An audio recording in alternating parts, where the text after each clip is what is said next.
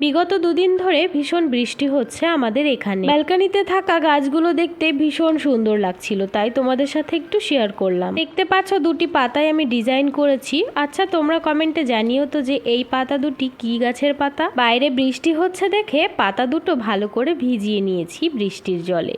বাড়ির পেছনটা দেখে আশা করি বুঝতেই পারছো যে কতটা বৃষ্টি হয়েছে। এই জলের মধ্যে দিয়ে নিতুদি চলে এসেছিল আমার কাছে। কেন এসেছিল সেটা জানার জন্য বড় ভিডিও দেখতে হবে। রান্নাবান্না সেরে বসেছিলাম একটু ড্রয়িং করতে।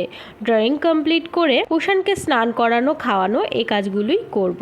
ও দেখো স্কুল থেকে চলে এসেছে। আগের দিন বলেছিল এইরকম A4 সাইজের কালারিং পেপার দিতে, তো আজকে দিয়েছিলাম আমি ইয়েলো কালারের পেপার। তো দেখো একটা গাছ বানিয়েছে, সেটাই তোমাদের সাথে একটু শেয়ার করছিল।